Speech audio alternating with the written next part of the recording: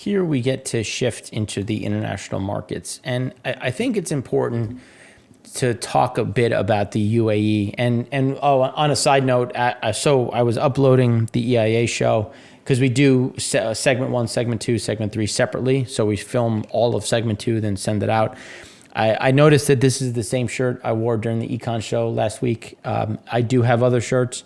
My youngest likes to pick out my clothes, and she asked if Daddy was filming today. And I said yes. And as you can tell, this is one of her favorite shirts. So I'm going to have to steer her a bit. But just want to let you know, I do have other shirts, and this was cleaned in between. So I'm not stuck in my office just being a slave to YouTube. So I just want to throw that out there. So when we look at the UAE, I think it's important to highlight the comments that they're going to leave OPEC and this. Let's put this to bed. They're not leaving OPEC. But the frustration is real. And the reason why we say that is because the baseline's going up. So the UAE has invested in bringing on another 3 million barrels a day over the next 7 years. They're not doing that to increase spare capacity. They're not spending billions of dollars to increase spare capacity. They want to increase their baseline. But if you remember during, I think it was 2020, they went to bat because they wanted their baseline moved up. It could have been 2021. I'd have to go. I actually, in my insights, for those that get our insights, I actually have a timeline of it. So realistically, this is their card to play. Now they've had a lot of frustrations in the past. Murbain was a way to get around that because of Murbain futures. They settle in physical and they don't have a destination clause, which is something different from, Saudi and Kuwait. So it was a little, again, backhanded, push towards the region. And it's just, they want their baseline up. They're not spending billions to just let it sit there to come on when they need it. So again, the process is starting now. Are they leaving OPEC? No. Are they leaving OPEC in the next year? No. Are they leaving in the next 5 years? Maybe. I've seen crazier things happen. Technically oligopolies don't last this long, but here we are. So it's just something to just watch. It's just that it's more of a play and trying to push their hand versus an outright thing. So while they're not leaving OPEC, it's still not all fake or all a lie. And now when we look at Saudi Arabia, you can see that some of the official selling prices have moved higher. When you look at Asia, light, extra light, medium, heavy, all are higher. Heavy is actually now positive versus being negative previously. Into the Mediterranean, again, increases, same. U.S. has been flat, but again, U.S. prices are just stupid, insanely high. So nothing's coming from the U.S. from the heavy side, and we'll show why in a minute. And then Europe, again, all moving higher. So when you look at Asia, it's like, okay, well, we're still below where we were in 2022, but this is still expensive, and it's just going to keep the Asian markets looking elsewhere because nobody's going to pay this price when you can get Russian cargoes cheaper, you can get your Western African cargoes cheaper. And at this price, even U.S. is competitive. So again, that's why we continue to see this, which is probably they might have some refiners getting ready to come online. They want to make sure that they have a fair amount of buffer for that, or they just want to refill some of their storage, or they don't see a huge amount of opportunity, and they'd rather refill storage and sell it at a later date. Again, all of these different things could be a possibility, but their increases doesn't mean we're in a strong market. It just means that they might have a different game that they're playing, especially because Iraq kept OSPs flat. Kuwait kept them flat. These are well below where Saudi's pricing, which is, again, going to move some of those barrels, especially Iraq. We should have some of that heavy and medium moving into the U.S., when you look at some of those different pieces, because we need those cargoes. I mean, those cargoes are very good for the type of products we're making, for the type of structure in which those flows angle. So Kuwait in general, when we look at Asia, again, undercutting what's going into Asia into the U.S. is expensive. Kuwait's not sending into the U.S., but Europe, fairly competitive, not to say that a huge amount's going to go in but you also have CPC and Kazakhstan struggling to find enough crude to fill the pipelines and keep things moving. So, they did have a unit go down and it should be back up fairly quickly, but you're still seeing some of that demand problem. But there's a French strike. There's a lot of issues because everybody in Europe likes to strike. So again, a lot of these things will hinder some of that internal demand. And some of these pivots are going to be important because, you still have Europe, Middle Eastern floating storage fairly elevated. You're getting another wave of buying from China and India from Russia, not from the Middle East. That's going to, again, leave stuff in there. You're already seeing it in Angola. A lot of Angolan cargo still in the market. Nigeria is flowing a bit into the U.S. and Europe, but Angola is kind of the flex component of how much demand does China have.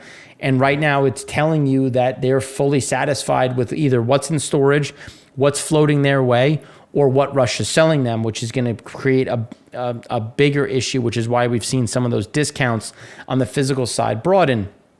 When you look at U.S., this is the 4-week rolling average. We went up to about 4.184 million barrels a day of exports. Still on the high side. Again, we still say it's about 3.8, which is still very elevated versus historics, just because our crude is still very competitive into both Europe as well as Asia. When you look at gas oil crack spreads in Asia, you're starting to see that roll over a bit. Still well above 2018 through 2021, but well below last year. And that's going to become a much bigger problem when you look at some of those different levels of flows, especially when you have the Dubai versus Brent swap. And you can see that Brent is still only $1.85 more expensive than Dubai.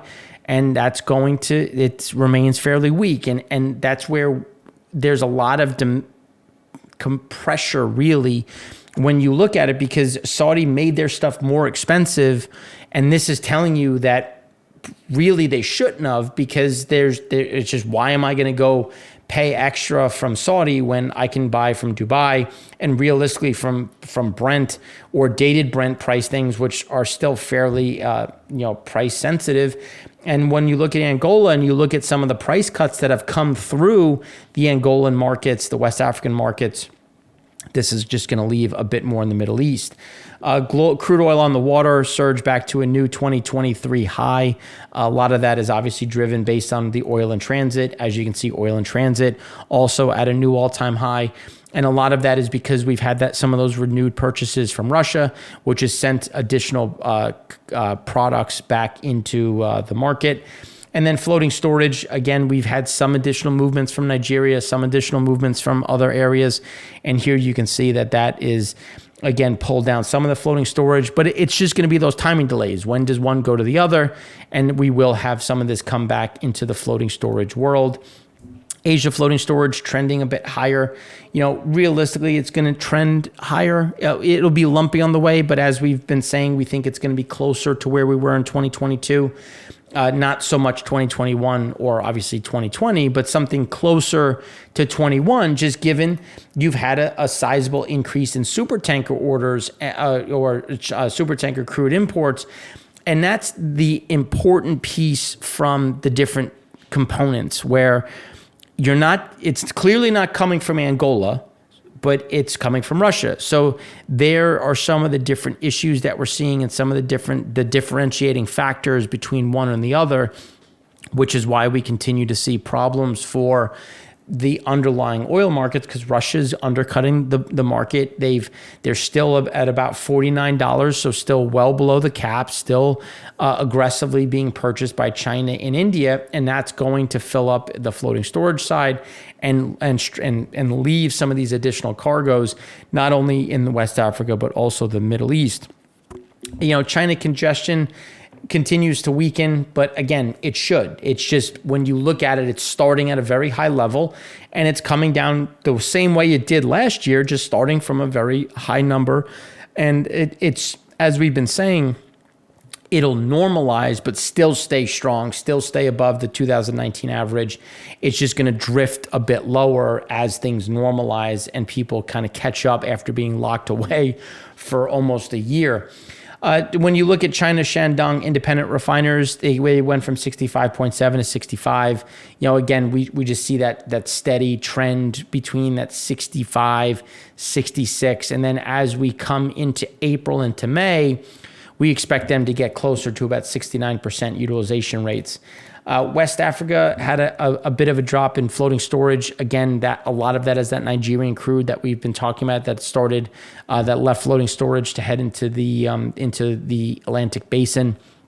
But as Angola struggles to sell, again, they're April cargoes, so they clearly haven't loaded yet. But as those load, the question is going to be, are you going to see some of this come back in, which is why it's going to be an important one to watch. Gasoline had an increase in exports from the U.S. of 180,000 barrels a day. That's still above the 5-year average, which was a bit surprising, but we'll go through some of the specifics of it. And again, the importance of the 4-week rolling average. Distillate, another increase of 187,000 barrels a day. When you look at propane, propylene dropped 194,000 barrels a day, but still well above the 5-year as we had that drop off in total crude exports. So when we look at total gasoline, again, it's going to stay right around the 5-year average. We think it'll trend a bit below the 5-year, but still kind of hug that. It's just a matter of again, kind of averaging out where we believe it averages out closer to the 5-year.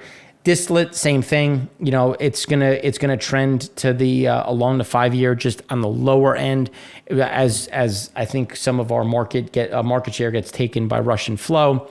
Crude oil exports, last week's number was insane. It wasn't real, but it's just a matter of kind of that makeup number in terms of where some of the flows are. And this has come back into a bit more of a normal level with propane, propylene, again, hanging in at the top end of the cloud, which we think stays. Ethane bouncing around, should stay between, above the 5-year, but below the top of the cloud, but definitely at an elevated level. When you look at Fujairah had reported 20.88 million in storage. That's 1.015 million below the versus last week. And again, it's still just above the 20 million barrel mark. Stock movement saw some drop in light. Light distillates fell 124,000 barrels a day to 7.15 million. But the gasoline complex strengthened in early trading. Market participants continue to expect some lower exports from China. There was a fire in Malaysia, so there was some concerns about North Jakarta in Indonesia, not Malaysia, Indonesia, and there was some concerns that you were going to get some disruptions. It's not really clear if it impacted gasoline flows or gasoline production, but that, again, strengthened the market a bit. We still see light distillate builds. Middle distillate had a build of 797,000 barrels to 2.218 million. The East of Suez gas oil market was largely stable for the most part. But again, there was fresh pricing where you did get some softness in the pricing side. Demand across Europe remained very weak as, again, that peak heating demand season has come down despite lower temperatures. But lower temperatures in March is different than lower expected temperatures in January and February, which is that disconnect, which is why we do see middle distillate builds increasing, but not at the same pace as you're already starting at a very low rate. Heavy resid fell 1.688 million. Spot trading activity at the bunkering hubs in Singapore, Fujairah, was fairly thin. There wasn't too much movement outside of just timing, but we do see trends higher with all of these, again, trending up, with middle distillate obviously being at the lower end. Brent time spreads, as we said, kind of staying within this range. We don't see much deviation at this point. As we come into the low end of the range, this is likely a buying point, which will send some of these spreads back up. Just something to watch. When you look at floating at what is slated for export, Russia has said that they were going to cut 500,000 barrels a day. Haven't seen it yet from the export side, and that's what we've been trying to talk about is they're cutting production, but exports are going to stay the same because they have to rejigger what goes into refining versus what goes into exports because they can't pipe it. So they have to adjust their internal supply chains, which is going to change the amount of crude available. So even as production goes down, there's still going to be the same amount available for export, which is one of the things that we've been talking about. And something that I think the market misunderstood, or at least didn't understand. We've been talking about it on this show for several weeks now, probably since they announced it I should say we've been talking about this since end of Jan as we got into the February 5th deadline for the cap on or the new restrictions on buying refined product as we continue to see that happen. Angola has yet to sell at least half of its crude for April loading. Again, that's going to be a continuation between 17 to 20 shipments of crude for April loading are still there looking for buyers. The current cycle has been slower. We did see Republic of Congo has yet to trade for April with all 6 cargoes also looking for buyers. That's a bigger concern because typically that gets bought first by China. So again, you're just seeing China not buy April right now, which is concerning when you look at Middle East raising prices, well, at least Saudi Arabia raising prices, West African crude not moving. So, it's hard to say that the physical market is strong. Realistically, you're going to see additional pressures in pricing in the near term.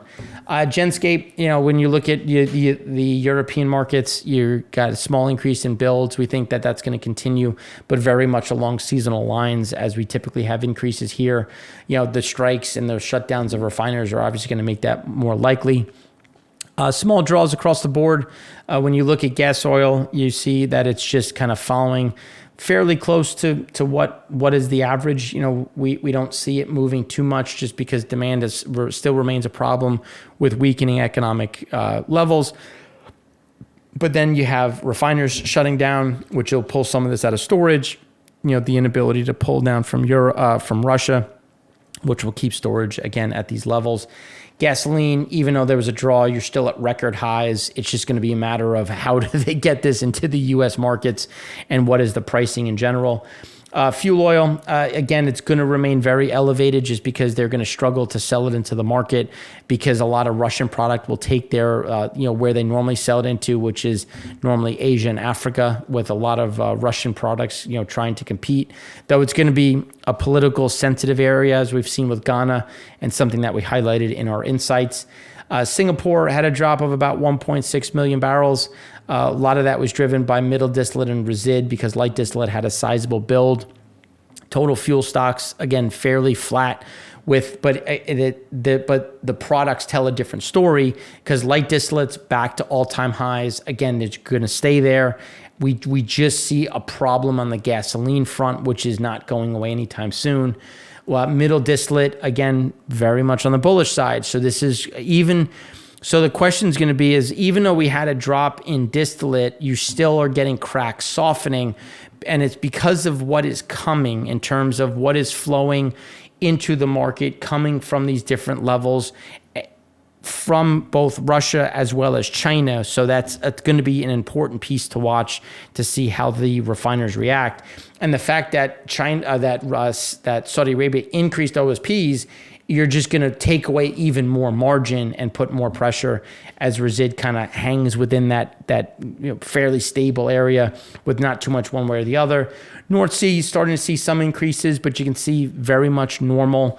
And then when we look at Europe in general, again, on the low end on the floating storage side, that should increase a bit just based on what's coming from both the U.S. and West Africa and some of the shutdowns that we're seeing. There was a little bit of an issue on the Rhine River. Some of that is passed, so we should see some additional movements. But again, nothing too crazy, bullish or bearish, just kind of fairly normal, if you will, for this time of year. So that's what we have for you on the international side. If you have any questions, again, please feel free to reach out. We'd love to hear from you, and we hope you have a great rest of your day. Thanks again for watching. I'm Mark Rossano, founder and CEO of C6 Capital Holdings, coming to you from Primary Vision Network.